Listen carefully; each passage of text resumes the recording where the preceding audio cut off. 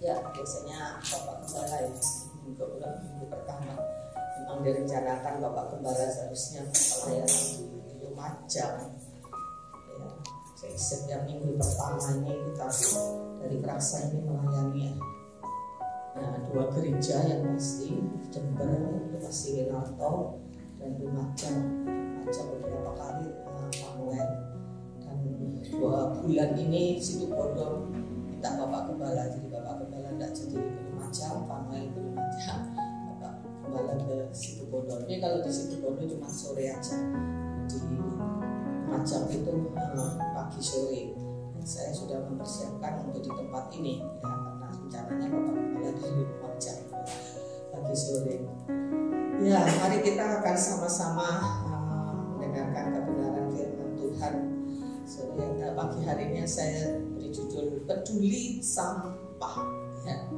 Sampah ini untuk kita tahu semua ya, barang-barang yang tidak terpakai, ya, yang sudah tidak berguna, yang pastinya akan dibuang. Tolong dibantu dikit, Pak. Ya, yang pastinya tidak berguna, bikin kotor, dan tidak ada orang yang suka dengan sampah ya, kecuali mungkin orang yang kurang waras pikirannya, bahkan sampah pun dimakan ya. Namun ada sampah yang bisa berguna ya, ada sampah yang bisa berguna itu jika ada yang memungutnya dan kemudian didaur ulang ya, tetapi akan tetap menjadi tidak berguna ya kalau dibiarkan, sehingga akhirnya merusak lingkungan ya, dan membuat banyak hal kotor ya, sumber penyakit dan sebagainya ya. Tapi hari ini saya sedang tidak mengajak ibu-ibu nanti bersih-bersih sampah ya. Tapi kalau mau bersih-bersih sampah ya di rumah ya harus ya. Saya bukan mengajak kita untuk bersih-bersih sampah ya. Ada sebuah ilustrasi ya, yang menjadi inspirasi apa yang khotbah saya pada pagi hari ini. Ada sebuah entah ini kejadian sungguhan atau hanya sekedar cerita ilustrasi ya, tapi yang penting ada maknanya di situ ya, bahwa di satu sekolah ada guru agama yang memberikan tugas ya, kepada murid-muridnya. Mungkin Bapak Ibu pernah dengar kisah atau baca ilustrasi. Beri tugas kepada murid-muridnya, ini sekolah Kristen ya, guru agama yang beri tugas pada murid-muridnya untuk menulis, mendeskripsikan pandangannya tentang Allah itu seperti apa. Allah itu seperti apa menurut pendapatmu, menurut gambaranmu Allah itu seperti apa. Dan setelah dikumpulkan hasilnya ada yang mengatakan, Allah itu, Tuhan itu adalah dokter yang ajaib ya, karena dia mengalami orang tuanya disembuhkan dengan mujizat ya, secara medis sudah tidak bisa sembuh ya, disembuhkan. Allah itu adalah dokter yang ajaib ya. Ada yang mengatakan bahwa Allah itu Tuhan yang sangat-sangat baik, bagaimana dia mengalami pertolongan Tuhan, bagaimana keluarganya mengalami pertolongan Tuhan. Itu menjadi satu gambaran ya, bagi anak ini untuk melukiskan tentang Allah. Nah, singkatnya itu ada satu anak yang menulis Allah itu seperti pemulung sampah. Nah, gurunya ini agak bingung ya melihat atau membaca hasil dari gambaran anak itu, dan anak itu dipanggil untuk disuruh cerita apa kok Tuhan itu kamu samakan dengan pemulung sampah. Ya, memang anak ini anak tukang pemulung gitu ya. Terus dia mengatakan iya, Tuhan itu seperti pemulung. Karena apa? Karena saya ini sebetulnya seperti sampah, ya, tidak berharga sebetulnya saya ini. Ya, tetapi Tuhan itu memungut saya dari tempat sampah, dari tempat yang tidak berguna. Ya, jadi Tuhan itu sama dengan kayak bapak saya yang memunguti sampah. Ya. Nah, itu ada makna yang mendalam dari kisah ilustrasi ini, bagaimana Tuhan itu seperti ya digambarkan seperti pemulung yang memunguti sampah-sampah, yaitu manusia-manusia yang sebetulnya itu adalah sampah. Memang sampah ini ada sampah yang berharga, ya, dan ada sampah yang tidak berharga, yang sudah tidak bisa diapa-apakan lagi, ya. Karena sampah ya, yang berharga ya, itu adalah manusia-manusia yang berdosa. Manusia-manusia berdosa ini sebetulnya adalah sampah. Tapi di pandangan Tuhan itu ada sesuatu, ada nilai, tetap ada nilainya. Ya, di dalam Roma 3 ayat 12 itu dikatakan bahwa semua orang telah menyeleweng. Mereka semua tidak berguna. Tidak berguna ini kan bisa diidentikan dengan sampah, gitu ya.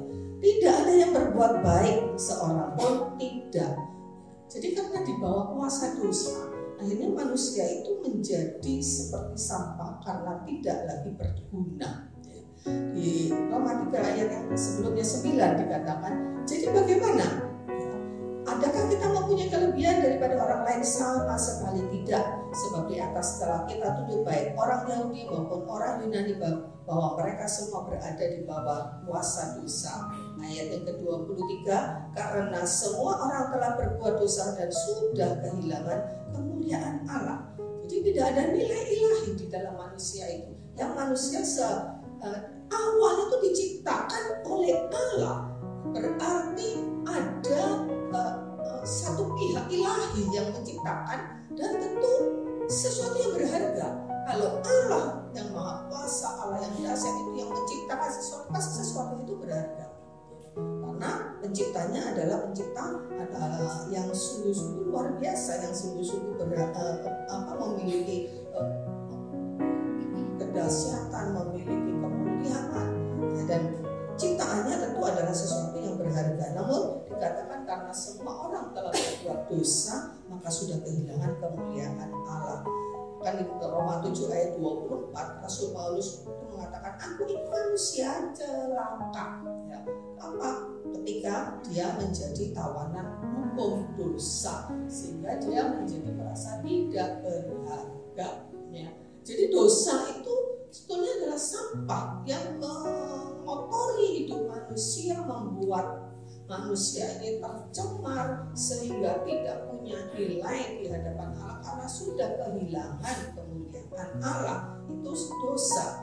Tetapi manusianya itu berharga di mata Allah, bernilai di mata Allah, seperti sampah yang masih bisa masih berharga, masih punya nilai. Karena itu kalau pemulung itu kalau memungut sampah biasanya bawa kayak tongkat gitu ya, untuk memilah-milah ya, mana yang masih bisa diambil, mana yang tidak. Sampah-sampah plastik itu biasanya masih bisa dikumpulkan, didaur ulang. Tapi tidak semua sampah yang tidak berguna tentu tidak diambil ya. Jadi manusia berdosa, itu dosa itu memang sesuatu yang identik dengan sampah yang mengotori hidup manusia. Tetapi pribadi manusianya itu adalah berharga. Ya, sekalipun demikian, ada dalam firman Tuhan itu ada sampah yang memang tidak berharga. Ya, sampah yang memang tidak berharga. Yaitu apa? Hal-hal duniawi, hal-hal duniawi yang tidak punya nilai kekal, tidak punya nilai ilahi. Di dalam Filipi 3 ayat 7 sampai ayat ke-8 Rasul Paulus mengatakan, tetapi apa yang dahulu merupakan keuntungan bagiku, sekarang kuanggap rugi karena Kristus. Ayat yang ke-8 dikatakan, malahan segala sesuatu kuanggap rugi karena pengenalan akan Kristus Yesus Tuhanku lebih mulia daripada semuanya. Oleh karena dialah aku telah melepaskan semuanya dan menganggapnya sampah, supaya aku memperoleh Kristus. Jadi bagi Rasul Paulus, apa yang dulunya itu menjadi sebuah kebanggaan, menjadi keuntungan bagi dia. Kemudian setelah dia mengenal Kristus, karena pengenalan akan Kristus yang ternyata lebih mulia dari semuanya, maka semuanya itu dia lepaskan. Dia anggap bahkan itu seperti sampah, menganggapnya seperti sampah, ya, supaya dia dapat yang lebih berharga, yaitu Kristus. Jadi sampah yang dilepas, yang dibuang oleh Rasul Paulus, itu adalah statusnya sebagai orang Ibrani asli, yang tentu menjadi kebanggaan bagi orang-orang pilihan. Orang Ibrani, orang Yahudi asli itu memiliki kebanggaan karena mereka adalah orang pilihan Tuhan. Lagi mereka mengatakan bahwa ketika Yesus mengatakan bahwa manusia itu dulunya adalah hamba, mereka membantah kepada Yesus, kami tidak pernah menjadi hamba siapapun, kami keturunan Abraham, ya, dan mereka merasa itu satu kebanggaan. Dan kemudian Rasul Paulus sendiri itu adalah orang Farisi, ya, dari orang Farisi yang dia mengatakan dari mazhab yang paling keras, taat hukum Taurat. Orang-orang Farisi itu memiliki ketaatan kepada hukum Taurat, dan mereka membuat itu, menjadikan itu satu hal yang membanggakan, apalagi kalau sudah punya jabatan atau sudah punya predikat sebagai ahli Taurat, dan itu lebih dihargai, ya, lebih dipandang sebagai status yang berharga. Dan Rasul Paulus juga punya kekuasaan, ya, karena posisinya dia sebagai seorang Farisi, seorang ahli Taurat, ketika dia minta kepada pemerintah untuk menganiaya, untuk membunuh pengikut Kristus, diberikan kekuasaan, diberikan hak pada dia, diberikan surat tugas untuk dia membasmi orang-orang Kristen. Ya, jadi itu semua adalah satu kebanggaan, ya. Namun akhirnya Rasul Paulus menyadari bahwa semuanya itu yang dia anggap sebagai satu keuntungan, ya, sebagai satu kebanggaan, itu ternyata dia mengatakan bahwa aku lepaskan semuanya karena aku menganggapnya ternyata itu sampah. Jadi apapun yang orang miliki di dunia ini, ya, yang dianggap bernilai, harta, kekuasaan, jabatan, kepintaran, tetapi tidak punya nilai kebenaran, ya, tidak memuliakan Tuhan, tidak mempunyai nilai kekal, maka akhirnya semuanya itu tidak ada bedanya dengan sampah. Ya, jadi kita harus juga memiliki paradigma seperti ini. Apapun yang kita punya di dunia ini, kedudukan, jabatan, kepintaran, harta, kekayaan, apapun, kalau tidak bernilai kebenaran, kalau tidak punya nilai-nilai ilahi di dalamnya, tidak memuliakan Tuhan, ya, Tuhan juga melihatnya seperti sampah. Dan pada akhirnya itu juga tidak berguna seperti apa-apa untuk kita, ya, hanya seperti sampah, ya. Nah, kita melihat bagaimana Allah itu ternyata peduli dengan sampah yang bernilai itu, yaitu manusia yang berdosa itu. Karena sesungguhnya manusia itu diciptakan menurut gambar dan rupa Allah.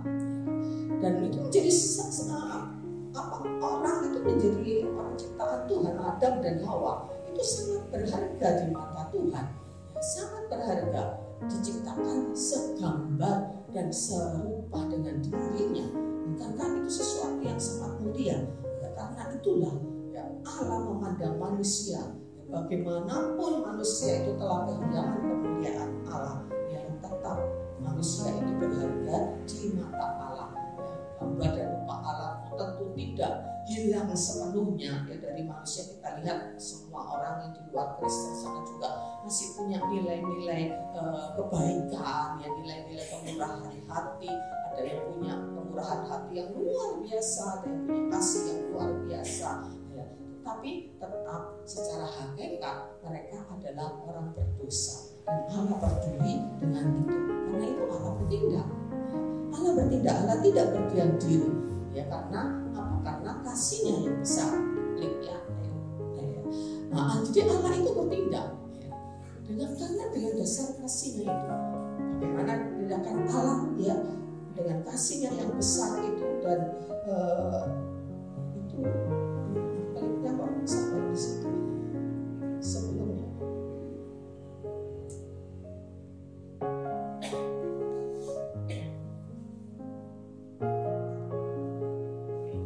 Ya, saya lanjut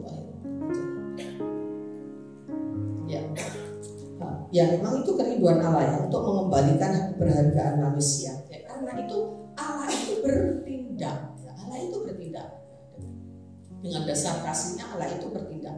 Yohanes 3 ayat 16 atau ayat yang cukup terkenal gitu ya, bahwa karena begitu besar kasih Allah akan dunia ini sehingga dia menyerahkan anaknya yang tunggal sebagai apa? Sebagai korban tebusan untuk membayar harga pembebasan manusia dari sampah, untuk dipungut untuk menjadi sesuatu yang berharga.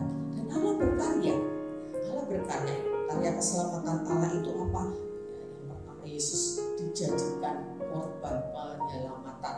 Jadi kalau kita baca ayat itu ada di Yohanes 18 ayat 31 sampai ayat yang ke-33, itu bagaimana Yesus itu sudah memberitahu kepada murid-muridnya, ya, pemberitahuan kepada murid-muridnya bahwa dia harus pergi ke Yerusalem ya, untuk memenuhi segala sesuatu yang telah ditulis oleh para nabi, sudah dinubuatkan oleh para nabi, bahwa anak manusia itu ya akan menderita. Yesaya 53 itu berbicara tentang kematian Kristus ya, rupanya sudah tidak bisa dipandang lagi ya, bahwa dia itu memberikan segala-galanya menjadi korban tebusan bagi manusia.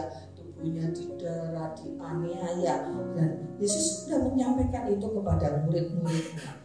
Dan kemudian hasil daripada salib itu, hasil daripada pengorbanan Yesus Kristus itu diberikan kepada manusia dengan cuma-cuma, ya, diberikan kepada manusia, dianugerahkan kepada manusia, diklik ya, dianugerahkan kepada manusia. Karena apa? Karena kasihnya diberikan secara cuma-cuma tanpa bayar apapun. Karena kasih karunia kamu diselamatkan oleh iman, dan itu bukan hasil usahamu tetapi pemberian Allah. Itu bukan hasil pekerjaan, tidak ada andil kita. Andil kita cuma dosa itu. Ya, andil kita itu dosa karena kita berdosa. Karena itu Yesus memberikan nyawanya, dan karena manusia tidak bisa bayar, tidak ada yang bisa bayar harga keselamatan itu dengan apapun ya, kecuali dengan percaya dan beriman Yesus. Iman itu sebagai anugerah kepada manusia yang berdosa. Dan Tuhan mengampuni, yang mengampuni manusia yang diberi kasih karunia itu diampuni, yang berikan anugerah pengampunan, diampuni dari segala dosanya. Ya, kamu juga dikatakan Kolose 2 ayat 13, meskipun dahulu mati, ya, kita ini harusnya mati oleh pelanggaran, terpisah, ya, mati dalam arti terpisah dengan Allah oleh pelanggaranmu, dan oleh karena tidak disunat secara lahiriah telah dihidupkan Allah bersama-sama dengan Dia sesudah Ia mengampuni segala pelanggaran kita. Ya, hasil daripada pengorbanan Kristus itu pengampunan untuk kita, dan kita diampuni, tidak sekedar diampuni, tetapi kita dijadikan anak oleh Tuhan.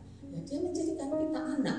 Ya, Roma 8 ayat 15, sebab kamu tidak menerima roh perbudakan yang membuat kamu menjadi takut lagi, tetapi kamu telah menerima roh yang menjadikan kamu, menerima Roh Kudus yang menjadikan kita ini adalah anak Allah. Oleh roh itu kita bersaksi, ya Aba, ya Bapa. Kita bisa memanggil Dia Bapa karena kita adalah anak-anaknya sekarang. Amin. Ya, kita bukan lagi orang berdosa yang terpisah dengan Tuhan. Kita adalah anak-anak Allah. Roh itu bersaksi bersama-sama dengan roh kita bahwa kita adalah anak-anaknya.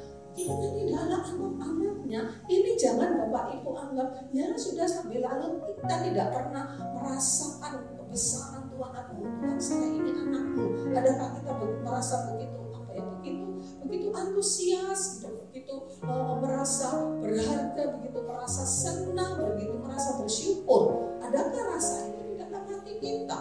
Ya, bahwa kita ini adalah anak-anak Allah, bukan lagi seperti sampah gitu. Rasul Paulus katakan, aku ini manusia celaka, karena di bawah kuasa hukum dosa dan hukum maut. Aku manusia celaka. Tidak, kita adalah anak-anak Allah, dan itu harus menjadi sesuatu yang luar biasa di dalam hidup kita. Harus menjadi sesuatu yang kita hargai luar biasa. Jangan kita anggap rendah diri kita, jangan kita melecehkan korban Yesus Kristus dengan kita mencemari hidup kita dengan dosa lagi. Saya pernah menyampaikan firman Tuhan untuk kita hidup bebas dari segala pencemaran-pencemaran yang membuat hidup kita tercemar. Kita adalah anak-anak Allah. Bapak Ibu yakini bahwa kita adalah anak-anak Allah, dan anak-anak Allah itu harusnya menjadi serupa dengan Kristus yang adalah anak sulungnya itu. Ya. Terus jadi serupa sama anak. Ya. Memang berbeda. Ya. Yesus itu anak yang Allah yang merelakan dirinya menjadi manusia, ya, dan dia disebut anak Allah. Ya, dari tiga pribadi itu dia adalah anak. Ya. Tapi ya, kita manusia ini kan manusia, murni manusia. Kalau Yesus itu manusia, ya, Allah yang berinkarnasi menjadi manusia, ya, tidak sama dengan kita, karena dia tidak lahir dari benih laki-laki, ya. Tetapi secara status kita sama. Karena itu kita harus menjadi serupa dengan gambaran anaknya. Roma 8 ayat 29 katakan, siapa yang dipilihnya, ya, orang itu juga yang akan dibenarkannya, ya, orang itu juga yang akan memuliakannya, dan orang itu akan harus menjadi serupa dengan Kristus. Dan ini adalah proses pengudusan kita, ya. Tidak otomatis, ya, tidak langsung kita jadi anak Allah langsung menjadi serupa dengan Kristus. Status kita sebagai anak Allah itu adalah satu ketetapan Allah yang yang tidak melalui proses. Orang percaya sungguh-sungguh mengaku Yesus dengan mulutnya, percaya di dalam hatinya, ya, dia adalah diubahkan menjadi anak-anak Allah. Tapi untuk menjadi serupa dengan Kristus anaknya, ada proses pengudusan yang harus dijalani, ya. Dan untuk itu Allah memproses, ya, Allah memproses kita untuk menjadi anaknya, ya, dan untuk itu adalah satu proses yang harus dijalani yang membutuhkan waktu, ya. Di dalam Efesus 4, ya, ayat karena apakah keserupaan dengan Kristus itu tidak diperoleh dari hasil meniru, ya, dari hasil peniruan, gitu ya, tetapi melalui tindakan untuk kita, ada peran kita untuk menempatkan Kristus di dalam hidup kita, ya, melalui hidup kita, ya. Dan tidak bisa dengan kekuatan sendiri, ya. Tidak bisa dengan kekuatan sendiri, belum sampai ke situ, ya. Tidak bisa dengan kekuatan sendiri, tetapi dengan kekuatan Allah, ya. Dengan kekuatan Allah, ya, kita ini akan dirubahkan, karena kita tidak bisa, ya.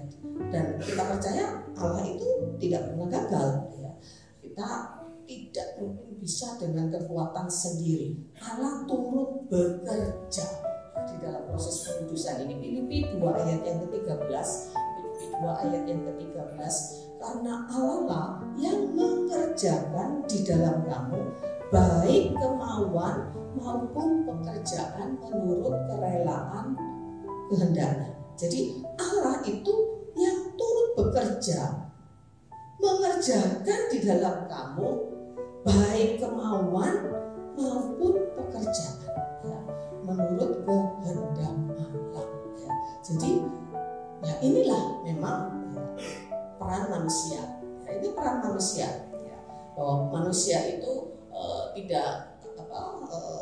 tidak pasif gitu ya, tidak pasif lalu Allah rubah yaitu sedemikian rupa lalu menjadi serupa Kristus. Tidak ada peran manusia yang percaya menerima Kristus sebagai Tuhan ya, sebab kita mengaku tadi saya katakan sudah katakan dengan mulut, percaya di dalam hati ya, dia akan diselamatkan. Tapi tentu ya di dalam yang Roma 10 ayat 9 itu dikatakan mengaku dengan mulut, lalu itu bisa dinyatakan, bisa disaksikan oleh banyak orang.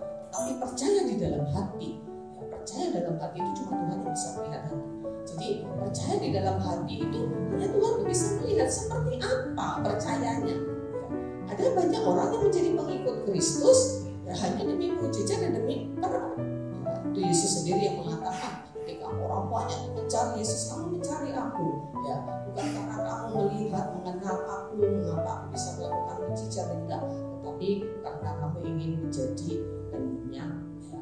Jadi ada banyak orang yang mengikut Kristus demi mujizat, demi pertolongan, tetapi orang yang percaya sungguh-sungguh dalam hati ini hanya Tuhan yang bisa menilai seperti apa percayanya sehingga tidak layak untuk dijadikan anak-anak Allah dan diselamatkan. Tadi dikatakan ya, siapa mengaku dengan mulut dan percaya dalam hati, tapi percaya dalam hati itu hanya Tuhan yang bisa lihat hatinya manusia. Jadi karena itu mari kita sungguh-sungguh ya, percaya di dalam hati kita, percaya kepada Tuhan sungguh-sungguh bahwa Yesus anak Allah, dan kalau percaya itu pasti orang itu akan berpindah ya, imannya itu akan disertai dengan tindakan penyerahan diri sungguh-sungguh kepada Tuhan. Kalau sekedar mengaku dengan mulut ya saya percaya ya, tapi dia tidak hidup ya, tidak menghidupi imannya itu ya, maka percayanya itu bisa dipertanyakan ya, apakah dia sungguh-sungguh sudah mengalami proses perubahan menjadi anak ya. Jadi ada hal yang harus dilakukan. Keserupaan dengan anaknya itu adalah membawa orang itu di dalam hal kebenaran dan kekudusan. Percayaannya itu akan membawa orang itu kepada kebenaran dan kekudusan. Efesus 4 ayat 24 dan mengatakan mengenakan manusia baru yang diciptakan menurut kehendak Allah di dalam kebenaran dan kekudusan yang sesungguhnya. Ini adalah proses pembentukan karakter untuk menjadi serupa dengan Kristus, dan pasti tidak dapat dengan kekuatan sendiri. Tak bisa ya, karena kita tetap setelah percaya Yesus kita masih hidup dalam daging. Kita perlu ya untuk ya, melakukan tindakan. Dikatakan tadi kita harus menjadi manusia baru yang menurut kehendak Allah di dalam kebenaran dan kekudusan yang sesungguhnya. Maka kita pasti tidak dapat dengan kekuatan sendiri. Allah mengatakan Allah lah yang mengerjakan. Allah turut bekerja di dalam kita untuk ya, menguasai kehendak kita ya, untuk Allah itu bekerja, bagaimana Allah itu mengerjakan di dalam kita kehendak maupun pekerjaan menurut kerelaannya. Dan kita percaya bahwa Allah itu tidak meninggalkan ya, orang itu percaya sungguh-sungguh kepada Allah, menjadikan Yesus sungguh-sungguh Tuhan, percaya mengasihi Tuhan sungguh-sungguh ya, dia pasti akan pada akhirnya mengalami keserupaan dengan Kristus. Karena apa? Kesempurnaan dengan Kristus itu bukan hasil dari meniru ya, bukan hasil dari apa yang kita sekedar meniru. Yesus itu berbuat baik, kita berbuat baik ya, kita bagi-bagi. Tentu kita nggak akan bisa juga kita sudah buat mujizat untuk 5 roti dan 2 ikan untuk makan 5.000 orang, tentu kita nggak bisa. Jadi keserupaan dengan Kristus tidak dihasilkan melalui proses peniruan, tetapi melalui tindakan untuk kita menempatkan Kristus di dalam hidup kita, dan hidup Kristus itu hidup di dalam hidup kita. Seperti Galatia 2. Galatia 2 di ayat yang ke-20 dikatakan aku hidup ya, tetapi bukan aku lagi yang hidup, melainkan Kristus yang hidup di dalam aku. Inilah yang membuat kita mampu untuk menjalani proses keserupaan dengan Kristus, karena Kristus ada di dalam kita. Seperti Rasul Paulus katakan, aku ini hidup, tapi bukan aku lagi yang hidup. Aku yang mengarahkan pikiran ke dalam kamu. Berarti kita seperti robot, enggak. Tapi kita menyerahkan kehendak bebas kita ya, kepada penguasaan dari Kristus yang ada di dalam kita.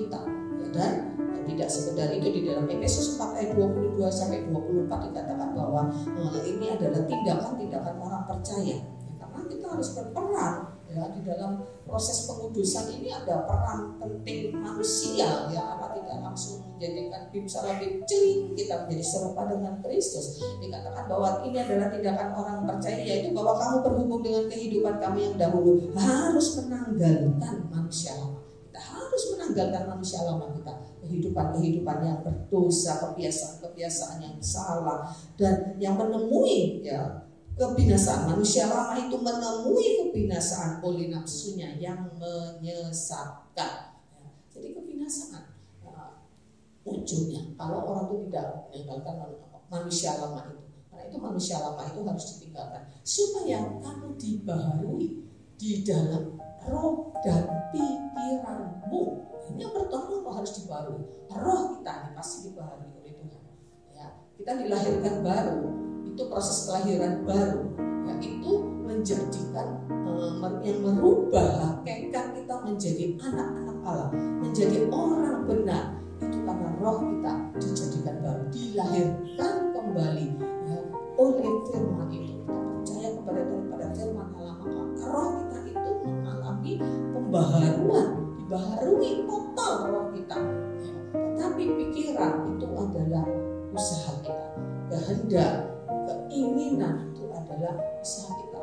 Roma 12 ayat 2, berubahlah oleh pembaharuan budimu ya, supaya kamu bisa mengerti kehendak Allah ya. Dan setelah itu kita harus mengenakan ya manusia baru setelah Tuhan merubahkan ya roh kita dibaharui di dalam roh kita sudah mau memperbaharui pola pikir kita mengenakan manusia baru yang diciptakan menurut kehendak Allah. Diciptakan kembali menurut kehendak Allah di dalam kebenaran dan kekudusan yang sesungguhnya ya. Jadi prosesnya ada apa? Menanggalkan manusia lama, memutuskan hubungan, melepaskan cara-cara yang lama ya di dalam akal, dalam pikiran, dalam segala hal. Rasul Paulus katakan, aku tanggalkan semuanya itu, karena semuanya itu ternyata kebenaran manusia itu seperti kain darah, seperti kain gombal itu dituliskan di dalam kitab Yesaya ya, bahwa kebenaran manusia itu hanya tidak sebanding atau tidak bisa setara dengan kebenaran Allah. Karena itu dengan kuasa Allah kita akan dibaharui di dalam kebenaran dan kekudusan yang sesungguhnya. Caranya tidak bisa lain, kita harus menanggalkan manusia lama. Kita tidak bisa berjalan ya dalam keinginan daging dan keinginan roh. Galatia 5 ayat 16 katakan, berjalanlah kamu menurut pimpinan roh, maka kamu akan meninggalkan keinginan daging. Tidak bisa berjalan bersama-sama. Kita harus berjalan di dalam kebenaran dan kekudusan yang sesungguhnya dengan menanggalkan manusia lama, memutuskan untuk melepaskan cara-cara hidup kita yang lama. Ya. Artinya apa? Hal-hal yang biasanya kehidupan keinginan daging manusia lama itu selalu cenderung kepada dosa. Kecenderungannya itu kepada dosa. Atau kalau tidak, keinginannya itu walaupun mungkin bukan hal-hal yang berdosa seperti mencuri nyata-nyata, tapi ada keinginan yang egosentris yang hanya untuk kepuasan diri sendiri, dan itu juga harus ditanggalkan. Nah, seperti Rasul Paulus katakan, aku hidup tapi bukan aku lagi, tapi Kristus yang hidup di dalam aku. Kita menanggalkan manusia lama, kemudian kita harus dibaharui di dalam roh dan pikiran ya, dibaharui di dalam roh dan pikiran kita ini harus dicuci otak ya, dengan firman Tuhan. Apa yang dulu mungkin kita anggap sebagai satu kebenaran, tak itu kebenaran turut-temurun tradisi kah, nah itu kebudayaan kah, yang tidak senilai atau tidak sederajat dengan kebenaran Allah, dengan pikiran Allah, nah itu harus berubah oleh pembaharuan budi. Supaya apa? Supaya kamu bisa mengerti kehendak Allah. Kalau kita masih dikuasai dengan pikiran-pikiran kita sendiri, kita tidak bisa memahami kehendak Allah. Ya, dibaharui dalam roh dan pikiran. Kemudian Efesus 4 ayat 24 tadi lanjutnya dikatakan, kamu akan mengenakan manusia baru. Ya, jadi menanggalkan manusia lama, yaitu baru dalam roh pikiran, mengenakan manusia baru, mengenakan karakter Kristus, ya, mengembangkan ya, kebiasaan-kebiasaan baru. Kebiasaan-kebiasaan baru, kita merubah hidup kita, menanggalkan yang lama, yang baru. Tidak cukup kita meninggalkan dosa lalu kita ya begitu saja. Harus mengenakan manusia baru, ya. Hidup baru di dalam Kristus, hidup dalam persekutuan dengan Tuhan, hidup di dalam doa, hidup di dalam ibadah, ya, hidup di dalam firman, membaca, merenungkan firman itu siang dan malam, kita melakukan apa yang Tuhan kehendaki dalam kehidupan kita, ya.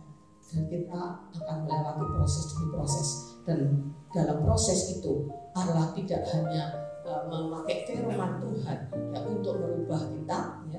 Selain firman Allah, ya, maka Allah itu juga memakai sesama, ya. Allah memakai sesama, ya, dan memakai sesama dan memakai masalah ya, untuk proses itu. Jadi proses itu berlangsung panjang, ya, bukan sekedar proses yang singkat, seumur hidup, tidak seumur hidup. Dan Allah menggunakan firman, ya, dengan firman ini karena Mazmur 119 ayat 9 mengatakan bahwa dengan apa manusia itu bisa mempertahankan kelakuannya supaya tetap bersih, dengan menjaga dengan firman Tuhan, ya, dengan firman, tetapi juga dengan sesama, ya, dan dengan masalah. Tidak bisa tumbuh sendiri. Pertumbuhan rohani tidak mungkin didapat di dalam kesendirian. Nyepi jauh dari dunia, hidup pikuk keramaian, keserangan dunia, nyepi bertapa, tidak bisa. Ya. Pertumbuhan rohani itu didapat lewat juga persekutuan dengan orang-orang percaya. Amsal mengatakan besi menajamkan besi, manusia menajamkan sesama. Kita butuh manusia, sesama manusia untuk menajamkan kita, untuk membuat kita rendah hati, untuk belajar kita mengampuni. Kita butuh sesama. Untuk kita belajar sabar, kita butuh sesama. Karena itu yang akan mengasah kita untuk makin serupa dengan Kristus. Bagaimana kita berteladan kepada Kristus? Ketika dia dicaci maki, ketika dia diperlakukan tidak adil, bahkan dianiaya, menderita. Saya tak bisa bayangkan penderitaan Kristus itu. Dikasih mahkota duri, tombak lambungnya, ya, dianiaya, dipaku, itu bagaimana? Namanya penderitaan fisik, ya, terutama itu penderitaan keterpisahan dengan Allah ketika Allah memalingkan wajahnya melihat Yesus penuh dengan dosa manusia, ya, maka Allah memalingkan diri sampai Tuhan berteriak, Eli lama sabachthani, mengapa kau meninggalkan aku? Jadi Bapak Ibu Saudara, itu harus menjadi bagian kita untuk kita mengenakan manusia baru dan mengembangkan karakter Kristus di dalam hidup kita, juga bertumbuh bersama-sama dengan sesama manusia. Itulah sesama manusia. Ya, selanjutnya. Ya, lanjutnya tadi. Ya, Amsal 27 ayat 7 dikatakan bahwa manusia menajamkan sesamanya. Ya, di dalam Roma 12 ayat 4 sampai 5, di dalam 1 Korintus 12, bahwa kita ini diumpamakan satu tubuh.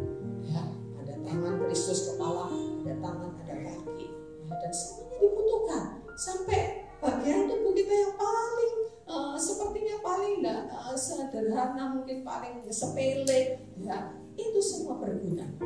Jadi seluruh tubuh manusia itu adalah satu tubuh yang saling membutuhkan. Kita sebagai satu tubuh Kristus, kita saling membutuhkan satu dengan yang lain.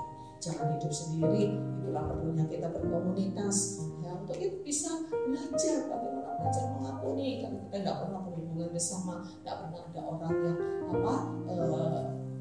mempengaruhi kita, tidak ada orang yang menyakiti kita, karena kita tidak pernah berhubungan dengan sesama. Tidak bisa. Dan kita perlu dengan sesama, ya, dan saya yakin kita semua punya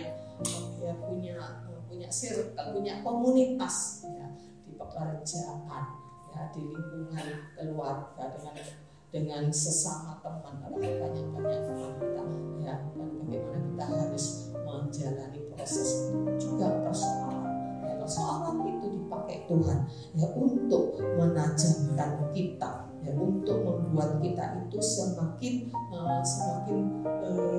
bertumbuh lewat persoalan ya. Di dalam ya, kita cari saja ya 1 Tesalonika 5 ayat 11 itu dikatakan saling mengasihi, saling menasehati. Kemudian Pengkhotbah 4 ayat 9-10 itu dikatakan berdua itu lebih baik, karena kalau yang seorang jatuh ada yang lain yang mengangkat. Itulah perlunya sesama. Dan kemudian kita juga perlu bertumbuh lewat masalah atau penderitaan. Ya, di dalam 1 Petrus 4 ayat 13 itu dikatakan jangan heran kalau nanti akan ada nyala api siksaan yang datang kepadamu sebagai ujian. Ya, Tuhan menggunakan persoalan-persoalan, masalah-masalah itu juga sebagai ujian. Ayub mengalami ujian yang berat ya, bukan lewat sesama tetapi lewat penderitaan. Yes. Dan Ayub menyatakan bahwa kalau aku diuji, akhirnya dia keluar seperti emas. Dan akhirnya Bapak Ibu Saudara, kita perlu melangkah dengan iman dan terus bergerak sampai tujuan akhir ya. Saya di bulan yang lalu bergerak ke arah tujuan Allah. Roh Kudus akan bekerja saat kita mulai melangkah. Harus kita melangkah dengan iman, mengampuni. Ya, katakan saya bisa mengampuni dia. Harus melangkah dengan iman. Ya, saya mau bertobat ya dari kebiasaan buruk saya. Melangkah dengan iman. Ya, Roh Kudus akan bekerja saat kita mulai melangkah. Ya, jangan menunggu. Ya, jangan menunggu merasa wah saya rasanya belum mampu ini. Ya, nggak bisa. Ya, harus melangkah dengan iman. Merasa kuat, merasa mampu dulu tidak bisa. Bergerak melangkah di dalam kelemahan. Melangkahlah di dalam kelemahan. Kita melihat contoh ketika Yosua membawa bangsa Israel untuk mau masuk ini jalan-jalan saat-saat atau rute terakhir yang mereka harus lewati sebelum masuk tanah perjanjian. Mereka harus menyeberang Sungai Yordan yang cukup besar, cukup keras, alirannya juga cukup deras. Ya, kalau kita ke Israel itu Sungai Yordan yang kita kunjungi itu ya sungai yang tenang biasa kecil, tapi Sungai Yordan itu panjang ya Sungai Yordan. Ya, sebetulnya pada saat itu mengalirnya cukup deras dan Tuhan perintahkan imam-imam pengangkat tabut harus yang berjalan dulu ya. Dan Tuhan ketika imam-imam itu mau masuk ke Sungai Yordan, air itu masih mengalir ya. Tapi begitu mereka melangkah dengan iman, dikatakan di dalam Yosua pasal 3 ayat 13, begitu imam-imam itu masukkan kakinya di Sungai Yordan, baru aliran air Yordan itu berhenti mengalir dan bangsa Israel bisa menyeberang. Imam-imam tetap di situ sampai seluruh bangsa Israel menyeberang. Ini menggambarkan bahwa kita harus melangkah dengan iman. Jangan katakan saya tidak bisa, jangan katakan saya belum mampu. Itu selamanya kita tidak akan mampu. Roh Kudus akan bekerja ketika kita mulai melangkah ya. Dan di dalam pengembangan karakter seperti Kristus itu adalah proses pengembangan seumur hidup. Seumur hidup kita tidak akan pernah sudah cukup selesai sempurna proses pengembangan kita sampai kita mati pun kita tidak akan sampai sempurna. Nanti Tuhan yang menyempurnakan pada kedatangannya. Dan Allah memperhitungkan proses, memperhatikan langkah demi langkah kita.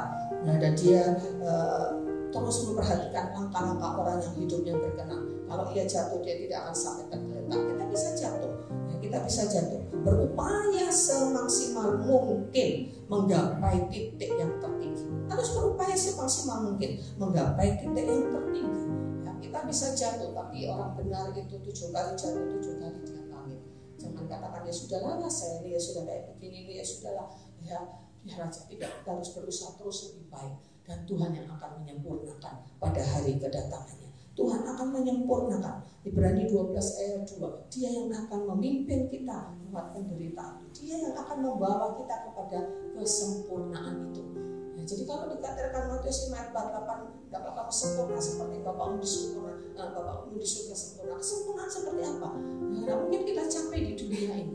Kesempurnaan seperti Kristus. Nanti di dalam 2 Korintus 3 ayat 16, ya memang kita apa keadaan kita. Ketika Tuhan Yesus datang akan diubahkan. Yang penting bagi Tuhan itu adalah proses, ya. Kita bergerak di dalam proses itu, ya. Kita bergerak di dalam proses itu.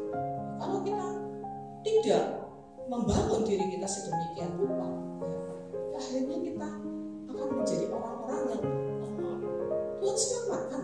Ya, dalam 1 Korintus ya, dikatakan orang itu membangun rumahnya, ya, perumpamaan membangun rumah rohaninya dari emas, perak, tanah ujian, dia akan bertahan. Tapi orang yang bangun dengan rumput kering, berbicara tentang hal-hal yang sangat-sangat duniawi, yang sangat-sangat tidak kekal, ya, dengan rumput kering dan jerami, pada saat diuji dengan api, ya, akan terbakar habis. Terbakar habis semua yang dibuatnya dia, apapun yang dibuatnya itu. Kalau sekedar hal-hal duniawi, semuanya terbakar habis. Dia keluar, selamat dia. Tapi seperti orang keluar dari dalam api, tidak bawa apa-apa. Ya, tidak bawa apa-apa. Ya, pada jemaat di Korintus, Tuhan Yesus berkata lewat Rasul Paulus, serahkan mereka semua. Begitu dosa, begitu rupa di jemaat di Korintus ini. Sampai dikatakan tidak ada dosa perzinahan yang dilakukan sekalipun di orang-orang di luar sana. Ya, bukan orang-orang percaya. Melakukan perzinahan, ya, dengan sesama jenis, bahkan dengan binatang. Sampai Tuhan bilang, serahkan saja kepada iblis, biar binasa tubuhnya, tapi jiwanya diselamatkan. Tuhan akan menghajar sedemikian rupa. Kalau kita tidak mau berubah, tidak mau mengikuti proses Tuhan akan hajar kita. Ya.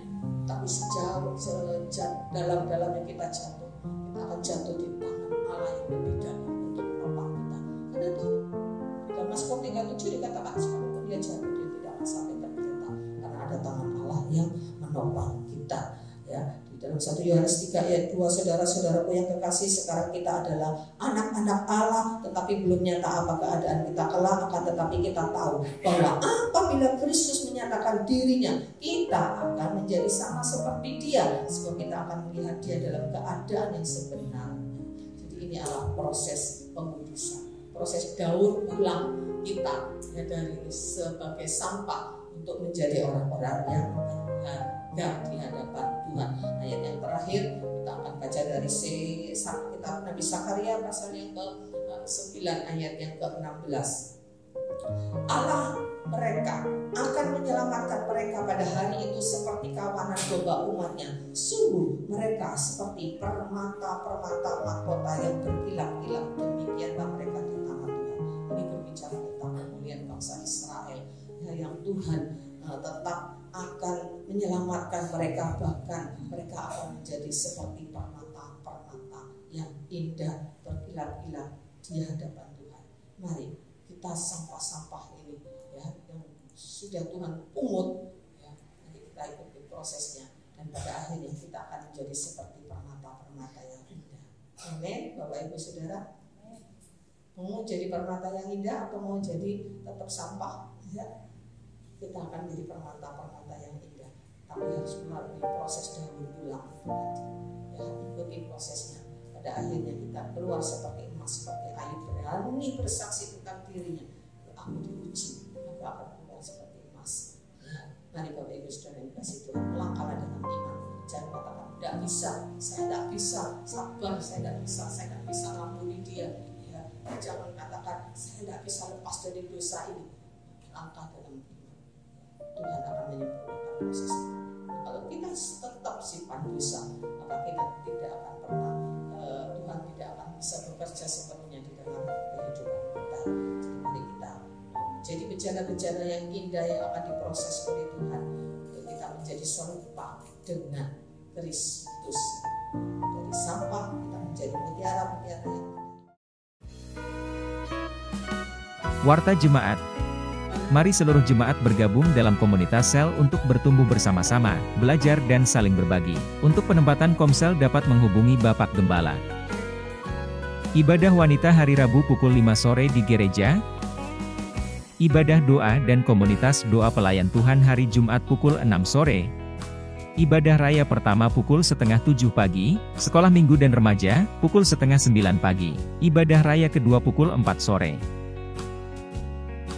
Selamat ulang tahun kepada jemaat yang berulang tahun dalam minggu ini, kiranya Tuhan memberi kesehatan, kedewasaan rohani, berkat dan damai sejahtera.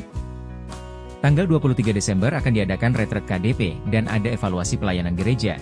Untuk itu kami membutuhkan bantuan Bapak Ibu Jemaat mengisi form evaluasi pelayanan gereja. Form dan penjelasan akan dikirimkan di grup WhatsApp gereja. Terima kasih.